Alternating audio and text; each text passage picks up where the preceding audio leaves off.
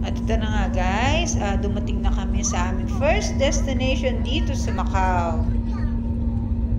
Kikitain na namin yung aming sundo, yung agent na naka-assign, and eto na, naglalakad na kami, no? Nakita na namin siya kanina. So, ito yung naka-amaze sa akin dito sa Macau, yung kanilang taxis, ito. Wow! Super ganda, grabe!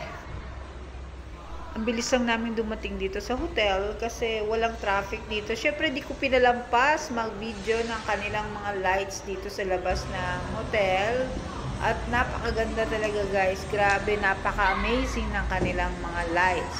So, dito kami ngayon. Dito kami nakabook sa Sheraton Grand Hotel. O, diba?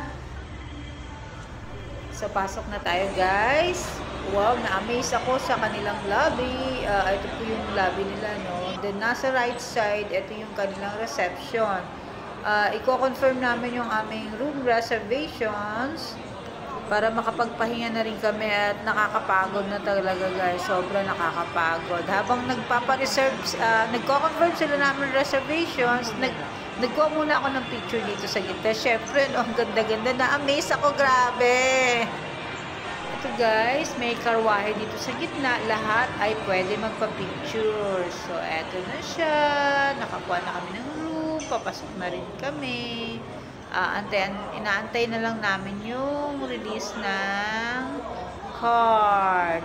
Eto na, room reveal tayo guys. Eto, ganito kaganda yung room na nakuha namin. Minimalistic lang siya pero very cozy and very elegant.